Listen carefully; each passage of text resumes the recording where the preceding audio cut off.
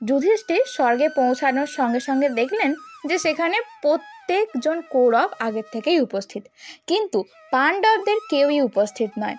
তখন তো যুধিষ্ঠির অবাক হয়ে গেল এবং নারদ মুনিকে জিজ্ঞেস করলো যে নারদ মুনি, এখানে পাণ্ডবেরা কেউই নেই, অথচ কৌরবেরা অহংকারী, আত্ম অভিলাষী এবং দ্রৌপদীর বস্ত্রহরণ করার পরেও কিভাবে স্বর্গপ্রাপ্তি করলো?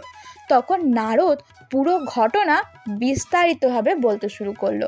কি ছিল সেই ঘটনা, মানে পৌরাণিক কথা, তা আমরা জানবো এই ভিডিওটি। উত্তর হচ্ছে সেই কুরুক্ষেত্রের প্রান্তরে যুদ্ধের শেষ সেই শ্মশান ভূমির একাকিত্বে অশক্ত শরীরে দুর্যোধন যাপন করছিলেন জীবনের শেষ 30 ঘন্টা।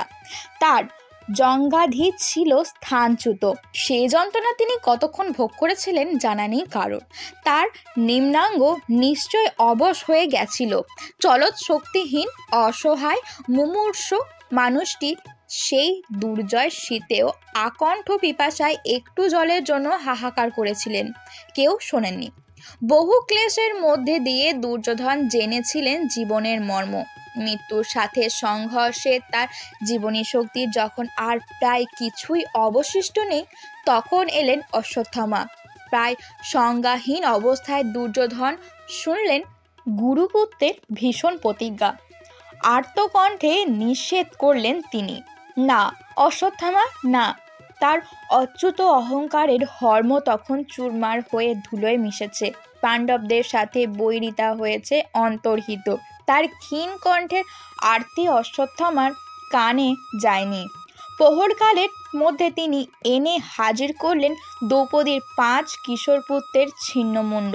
নিরন্ধ অন্ধকারেও দুর্যোধন তা স্পর্শ করে আর্তনাদ করে উঠলেন, এ কি করলে গুরুপুত্র? ওরা যে আমার উত্তরপুরুষ। রাত্রি ভোর হওয়ার আগে দুর্যোধনের পরিজন এলেন শেষ দর্শনে। মাতা গান্ধারীকে দেখে দুর্যোধন বললেন, তোমার জন্য বোধহয় আমি অপেক্ষায় ছিলাম মা।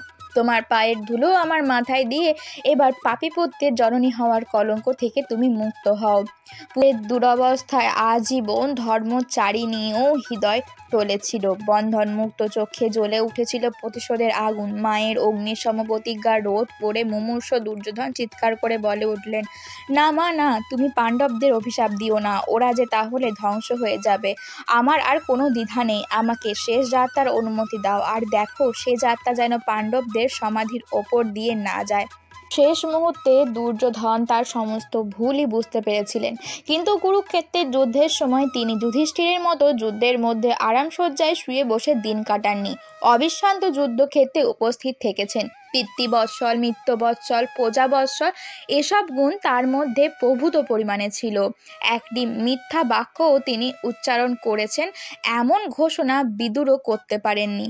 একবার কর্ণ অন্যায় যুদ্ধে অসহায় অবস্থায় নিহত হলেন। সেই সময়ে যুধিষ্ঠির তার সুবর্ণময় উত্তম শয্যায় শুয়ে আলস্য যাপন করছিলেন। সংঘর্ষে অর্জুন ও কৃষ্ণ প্রবেশ করলেন। তাদের মুখ দেখে যুধিষ্ঠির বুঝতে পারলেন কর্ণকে তারা নিহত করতে পেরেছেন। তার মুখে উত্তেজনার ভাব ফুটে উঠল। তিনি গাত্রস্থান করলেন। শুভ সংবাদ অবগত হলেন। কৃষ্ণকে আলিঙ্গন করে তিনি কর্ণের মৃতদেহ দেখবার জন্য ব্যাকুল হয়ে সমরক্ষেত্রে এসে পৌঁছালেন। আনন্দে উচ্ছ্বসিত হয়ে বললেন, এর কথা ভেবে আমি ভয়ে 13 বৎসর ভালো করে ঘুমোতে পারিনি। আজ সুখে নিদ্রা যাব। কর্ণের মৃত্যুর পরে পাণ্ডবরা নিজেদের নিরাপদ বোধ করছিলেন। নারদ তখন যুধিষ্ঠিরকে বোঝালেন, দুর্যোধন ধর্মযুদ্ধে মারা গিয়েছে। তার বিপদে পড়লেও তিনি কখনো ভয় পাননি। সেই জন্য মৃত্যুর পর দুর্যোধন স্বর্গে এসেছে। সেই কথা শুনে যুধিষ্ঠির বললেন, আমার ভাইয়েরা এবং দ্রৌপদীকে ছাড়া আমি স্বর্গে কিভাবে থাকব? ওদের দেখতে খুব ইচ্ছা করছে। ওরা যেখানে আছে সেটাই আমার স্বর্গ। পৌরাণিক কথায় দুর্যোধনকে খলনায়ক হিসেবে চিহ্নিত করা হলেও দুর্যোধন বুদ্ধিমান ও পণ্ডিত ছিল, কিন্তু তিনি অসম্মতিকরভাবে ভীমের মতন করে কাউকে হত্যা করার চেষ্টা করেননি বা প্রতিযোগিতাতেও নামেননি। তিনি একজন নেতিবাচক উপায়ে তার আত্মসম্মানের জন্য লড়াই করেছিলেন। রাধে রাধে।